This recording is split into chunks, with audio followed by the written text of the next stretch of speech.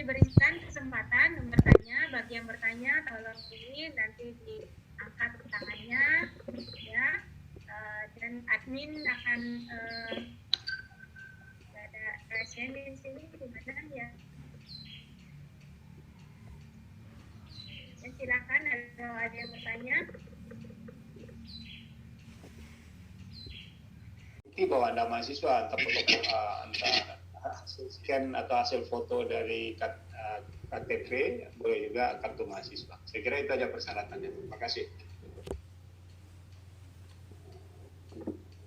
Terima kasih. Pertanyaan dari saya sudah dijawab Pak Yarmen. Berikutnya ini dipersilakan bagi yang mau menanyakan, silakan gunakan apa yang sudah disampaikan oleh Pak Taufik di chat ini. Mahasiswa yang mau bertanya, silakan pilih icon partisipan. Di sana ada tombol raise hand, ya. Nanti kita baru tahu siapa yang bertanya. Saya akan mengarahkan nanti yang bertanya.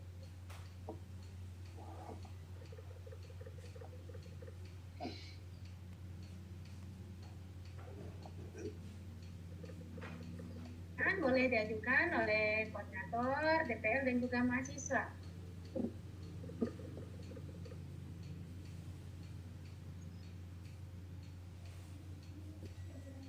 Yang bertanya?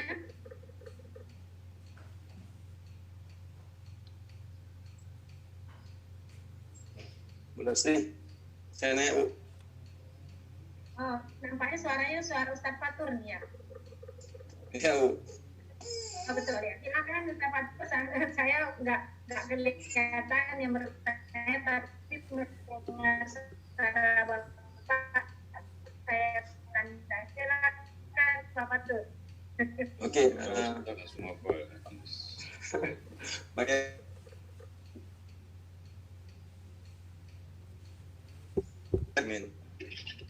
tentang COVID itu, apakah ada kriteria tertentu atau seperti apa? Oke, tadi di awal sempat saya katakan bahwa jenis artikel itu ada dua, satu artikel ilmiah populer, satu lagi artikel ilmiah murni. Gitu. Nah, kalau Bapak misalnya mau menulis tentang tulisan ilmiah, itu bisa. Cuma harus diketahui bahwa koran itu bukan wadah atau bukan jurnal ilmiah. Maka mau tidak mau kita harus mengubah pola penyajian kita menjadi tulisan yang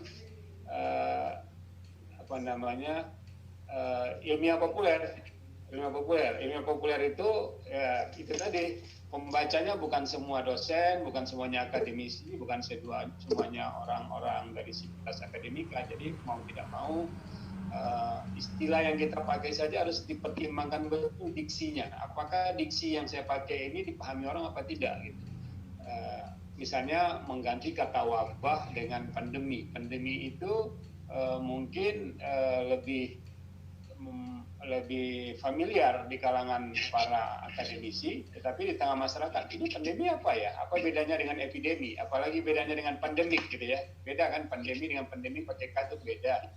Endemi dengan endemik lain lagi gitu. Nah itu bagi kita masyarakat terpelajar nggak jadi masalah, tapi bagi masyarakat awam dia harus kita pilih betul kata apa yang tepat. Itu makanya ada istilahnya menulis itu sebetulnya keberhasilan menulis itu adalah keberhasilan kita menentukan diksi apa yang kita pakai. Diksi adalah kata yang dipilih untuk dituangkan dalam tulisan gitu. Contohnya saja ada banyak sekali istilah untuk kata mati, meninggal, tewas, wafat, mangkat, modar, segala macam gitu. Kalau di Aceh bilang HP umum gitu kan. Tapi mana yang lebih tepat? Tepatkah kalau misalnya ada judul di Serambi misalnya seperti ini, berdesak-desakan di depan Ka'bah 10 WNI atau jemaah haji Indonesia mampus, gitu. Pasti tidak tepat. Meskipun kita bilang ya mampus dengan mati sama, mampus dengan meninggal sama gitu. Tapi konteksnya nih, orang beribadah kita bilang mampus gitu. Meskipun dia tetap aja maknanya sama dalam bahasa gitu. Nah ini yang kita sebut sebagai diksi yang tepat. Ya, tidak seluruh diksi yang benar itu, tapi tepat untuk dipakai pada konteks kalimat tertentu atau konteks kejadian tertentu. Kalau kita bicara lagi menulis karya ilmiah, itu persyaratannya lebih panjang lagi. Persyaratannya apa? Misalnya setiap kalimat yang dikutip, setiap kalimat yang dituliskan itu karyanya dia atau sitasi dari karya orang lain, betul kan? Tapi kalau dia menulis citizen reporter, kita nggak perlu ragu, itu bukan kalimat orang, karena dia yang dia tulis apa yang dia lihat, apa yang dia alami, apa yang dia dengar atau rasakan gitu. Ini nggak perlu kita ragukan, ini nyontek dari kalimat orang, enggak, pasti dia tulis berdasarkan empiris dia, pengalaman yang dia dapatkan gitu. Tapi kalau opini, kita bisa ragu, setiap kalimat yang tertuang ini jangan-jangan bukan kalimat dia gitu. Itulah sebab kenapa selalu ada istilahnya sitasi. Ketika Anda mengutip pendapat orang, harus jelas itu pendapat siapa. Kalau itu pendapat pakar, nampakkan pakarnya. Kalau itu pendapat orang lain, sebutkan siapa dia gitu. Saya kira seperti itu. Nah, kalau opini lagi-lagi agak lebih ketat, dan itu sehingga kita bedakan di Serambi itu ada opini, artinya artikel, ya, ada lagi di bawahnya citizen reporter. Cara menuliskannya seperti yang saya katakan tadi.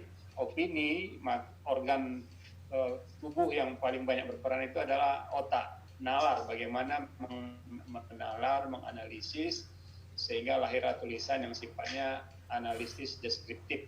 Sedangkan citizen reporter dia sifatnya mendeskripsikan saja tanpa perlu menganalisis gitu, tanpa perlu menganalisis. Anda tidak perlu harus menganalisis oh ini akan terjadi penularan besar-besaran misalnya COVID di wilayah X, ya, hanya karena mereka tidak ini, tidak itu. Nah, itu bukan tugas kita. Kita hanya menyatakan bahwa di tempat ini ketika orang lain sudah menyediakan wastafel, di tempat lain sudah disediakan, lain orang sudah pakai masker, di sini malah tidak sama sekali. Nah, itu bedanya.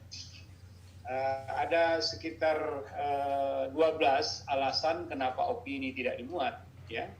Ada sekitar 12 alasan kenapa opini tidak dimuat, tapi untuk reporter hampir tidak ada alasan untuk tidak dimuat gitu. Tidak ada alasan untuk tidak dimuat. Sepanjang yang dia sampaikan itu adalah apa yang dia lihat, apa yang dia alami, apa yang dia rasakan, apa yang dia dengar, ya sudah. Pengalaman orang pasti beda-beda gitu. Tapi kalau buah pikiran orang, ya, yang juga beda-beda, harus ada kriteria-kriteria tertentu. Misalnya yang dia sampaikan itu harus ada solusinya, harus ada solusi. Karena opini saja dengan membeberkan problema tapi tidak ada solusi, itu bukanlah opini yang baik, ya. Itu hanya merupakan daftar inventarisasi masalah gitu. Yang kedua, kalau orang memuat banyak sekali pendapat orang, dia bukan penulis opini, tapi dia pemulung pendapat orang. Yang ketiga, kalau tulisan dia udah lebih dari 30% adalah berisi pendapat-pendapat orang, itu kemungkinan tidak akan dimuat karena lebih banyak pendapat orang daripada pendapat dia. Opini itu harusnya adalah murni pendapat orang yang bersangkutan, sedangkan pendapat orang hanya sandaran saja atau rujukan ketika dia menuangkan buah pikirannya atau mengulas pendapat orang tersebut, itu juga boleh dalam bentuk opini. Opini kemudian tidak juga boleh plagiasi, tidak boleh plagiasi, ya.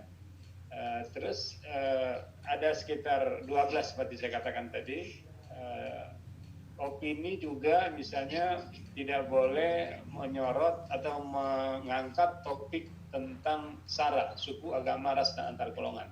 Ini juga saya ingatkan, hal ini sebetulnya berlaku juga untuk anak-anak KKN, ya. Jangan nanti Anda berasal dari mazhab berbeda, berasal dari organisasi keagamaan yang berbeda. Misalnya anak Muhammadiyah ditempatkan di lokasi KKN yang di situ orang Aswaja misalnya, atau sebaliknya Aswaja ditempatkan di lokasi yang masyarakatnya banyak Muhammadiyah. Yang dipersoalkannya itu jangan, ya. Pertama udah menyimpang dari tematik kita COVID, ya. Yang kedua SARA itu memang dari awal untuk menjaga kerukunan beragama, untuk memastikan tidak terjadi pergesekan, itu SARA itu memang harus kita hindari. Jangan nanti misalnya tulisan Anda menyerempet ke SARA, dan pasti kita nggak akan muat, karena patron dalam pemberitaan media, patron dalam publikasi media itu menjunjung tinggi aspek-aspek yang supaya tidak mengangkat isu SARA gitu. Jadi itu penting.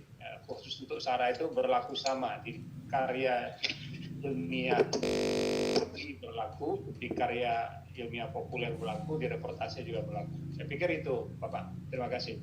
Terima kasih, Pak. Baik, terima kasih Pak Yamen. Ini ada yang mahasiswa yang mau mengajukan pertanyaan. Ada Nasya Najma ya. Silakan Nasya Najma. Sebutkan. Terima kasih Bu Sulastri.